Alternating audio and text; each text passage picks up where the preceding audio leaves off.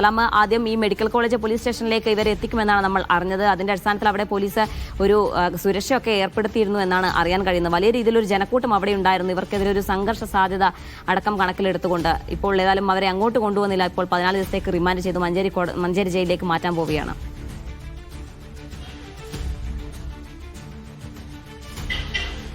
അത് ജീന, ആദ്യഘട്ടത്തിൽ Kozhikode medical college police സ്റ്റേഷനിലേക്ക് കൊണ്ടുവരുമെന്നുള്ളതാണ് അറിയിച്ചിട്ടുണ്ടായിരുന്നത്. എന്നാൽ ഇവിടെ തന്നെ ആ വിവരം അറിഞ്ഞതിനെ തുടർന്ന് തന്നെ നിരവധിയായ ആളുകൾ പോലീസ് സ്റ്റേഷന്റെ പരിസരത്തേക്ക് വരികയും ഏതെങ്കിലും തരത്തിലുള്ള ക്രമസമാധാന പ്രശ്നമുണ്ടാകാനുള്ള ഒരു സാധ്യത പോലീസ് മുൻകൂട്ടി കാണുകയും ചെയ്തു. അതിനു പിന്നാലെയാണ് നേരിട്ട് തന്നെ കോഴിക്കോട് കുന്നമംഗലം കോടതിയിൽ ഹാജരാക്കാനുള്ള ഒരു തീരുമാനത്തിൽ പോലീസ് എത്തിയത്. നമുക്കറിയാം, സമൂഹത്തിൽ വലിയ ചർച്ചയായ ഒരു കേസാണിത്.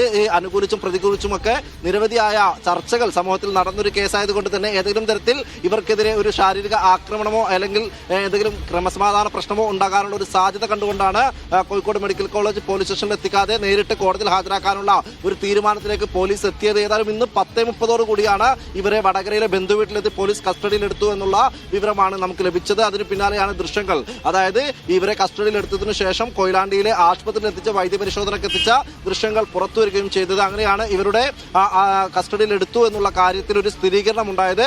പിന്നാലെയാണ് പോലീസ് വാഹനം ഉപയോഗിക്കാതെ സ്വകാര്യ വാഹനത്തിൽ ഇവരെ വൈദ്യപരിശോധനയ്ക്ക് കൊണ്ടുപോവുകയും പിന്നീട് കോഴിക്കോട് കുന്നമംഗലം കോടതിയിൽ എത്തിക്കുകയും ചെയ്തത്. ആ രീതിയിൽ അതീവ രഹസ്യ സ്വഭാവം കാത്തു സൂക്ഷിച്ചുകൊണ്ടാണ് ഇവരെ പോലീസ് കസ്റ്റഡിയിലെടുക്കുന്നതും അതോടൊപ്പം തന്നെ ഈ കേസുമായി ബന്ധപ്പെട്ട കാര്യങ്ങളിലൊക്കെ തന്നെ പോലീസ് അന്വേഷണം ഒക്കെ തന്നെ അതീവ രഹസ്യ സ്വഭാവത്തിലുള്ളതായിരുന്നു. കാരണം ഏതെങ്കിലും തരത്തിലുള്ള പ്രതികരണങ്ങൾ, ആളുകളുടെ പ്രതിഷേധങ്ങൾ അതൊരു വലിയ ക്രമസമാധാന പ്രശ്നമായി മാറാനുള്ള ഒരു സാഹചര്യം അല്ലെങ്കിൽ അത്തരത്തിലൊരു സാധ്യത പോലീസ് കണ്ടിട്ടുണ്ടായിരുന്നു. അങ്ങനെയാണ് അതീവ രഹസ്യ സ്വഭാവത്തിൽ തന്നെ ഈ കേസ് അന്വേഷണവുമായി പോലീസ് മുന്നോട്ട് പോയത്. അങ്ങനെ ബന്ധുവീട്ടിൽ ഉണ്ട് എന്നുള്ള വിവരം അറിഞ്ഞതിനെ തുടർന്ന് ഈ അന്വേഷണ ഉദ്യോഗസ്ഥർ, കോഴിക്കോട് മെഡിക്കൽ കോളേജ് പോലീസ് സ്റ്റേഷനിലെ ഉദ്യോഗസ്ഥരടക്കം ഈ വടകരയിൽ എത്തുകയും അവരുടെ ബന്ധുവീട്ടിൽ നിന്ന് ഇവരെ കസ്റ്റഡിയിലെടുക്കുകയും ചെയ്തത്.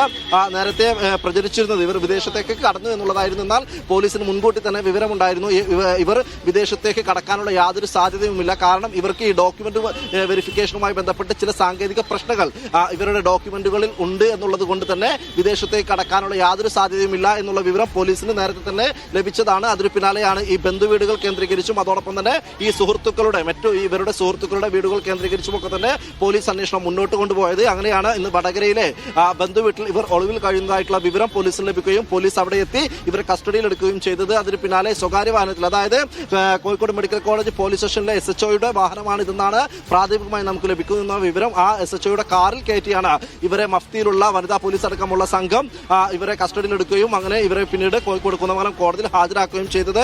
ഏതായാലും ഇപ്പോൾ റിമാൻഡിലായിട്ടുണ്ട്, 14 ദിവസത്തേക്ക് റിമാൻഡിലായിട്ടുണ്ട്. മഞ്ചേരി ജില്ലാ ജയിലിലായിരിക്കും ഇവരെ പ്രവേശിപ്പിക്കുക അല്ലെങ്കിൽ ഇവരെ അവിടെയായിരിക്കും പാർപ്പിക്കുക എന്നുള്ള വിവരമാണ് നമുക്ക് ലഭിക്കുന്നത്. ഏതായാലും ഇവർ ഈ മുൻകൂർ ജാമ്യാപേക്ഷ നൽകി ഇവർക്ക് മുൻകൂർ ജാമ്യത്തിനുള്ള ശ്രമങ്ങൾ ഈ ഷിംജിത എന്ന് പറയുന്ന ഈ കേസിലെ പ്രതി നടത്തുന്നതിനിടയിലാണ് പോലീസിന്റെ ഈ ലുക്കൌട്ട് നോട്ടീസ് അടക്കമുള്ള കാര്യങ്ങളിലേക്ക് കടന്ന് അന്വേഷണം കുറെ കൂടി ഊർജിതമാക്കുന്ന ഒരു ശ്രമം പോലീസിന്റെ ഭാഗത്തുണ്ടായത്. അങ്ങനെയാണ് ഇന്ന് രാവിലെ 10:30 കൂടി തന്നെ ഇവരെ കസ്റ്റഡിയിലെടുത്തത്. പോലീസിന് അന്വേഷണവുമായി ബന്ധപ്പെട്ട് പറയുകയാണെങ്കിൽ പോലീസ് കാത്തു സൂക്ഷിച്ച ഒരു രഹസ്യ സ്വഭാവം തന്നെയാണ്. കാരണം ഈ കേസുമായി ബന്ധപ്പെട്ട് കുടുംബം ഒരു ആരോപണം ഉന്നയിക്കുകയായിരുന്നു. കുടുംബം ഉന്നയിച്ചത് ഈ കേസ് അട്ടിമറിക്കാനുള്ള ശ്രമം നടത്തുന്നു, പോലീസ് അന്വേഷണത്തിൽ മെല്ലെപ്പോക്ക് നയം സ്വീകരിക്കുന്നു എന്നുള്ളത് കുടുംബത്തിന്റെ ആരോപണമായി പുറത്തു വന്നതിന് പിന്നാലെയാണ് കുറെ കൂടി ഊർജിതമായ ഒരു അന്വേഷണത്തിലേക്ക് പോലീസ് കടക്കുകയും ലുക്കൌട്ട് നോട്ടീസ് പുറപ്പെടുവിക്കുന്നതടക്കമുള്ള നടപടികളിലേക്ക് പോലീസ് കടന്നത്. അങ്ങനെയാണ് ഇവരെ കണ്ടെത്തുന്നതിനുള്ള ഊർജിത ശ്രമം അല്ലെങ്കിൽ പോലീസിന്റെ ഭാഗത്തുനിന്നും അന്വേഷണത്തിൽ ഒരു വേഗത ഉണ്ടായത് എന്നുള്ളതാണ് മനസ്സിലാക്കുന്നത്. ഇതിന് പിന്നാലെ തന്നെ ഈ കേസ് അന്വേഷണവുമായി ബന്ധപ്പെട്ട് നടത്തിയ പോലീസ് സ്വകാര്യ വാഹനം ഉപയോഗിച്ചത് അത് അടക്കമുള്ള കാര്യങ്ങളിൽ അല്ലെങ്കിൽ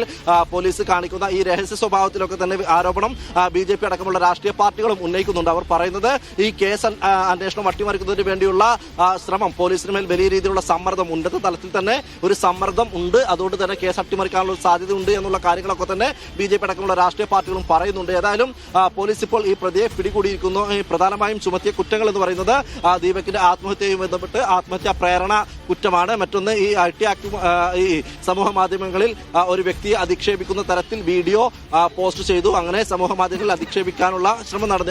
അതുമായി ബന്ധപ്പെട്ടുള്ള കേസുകളൊക്കെ തന്നെ ചുമത്തിയാണ് പോലീസ് കേസെടുത്തിരിക്കുന്നത്. ജാമ്യമില്ലാ വകുപ്പ് പ്രകാരമാണ് കേസ് ഉള്ളത് കൊണ്ട് തന്നെ ഇവരെ റിമാൻഡ് ചെയ്യുമെന്ന കാര്യത്തിലൊക്കെ തന്നെ നേരത്തെ തന്നെ നമുക്കൊരു വ്യക്തത വന്നതാണ്.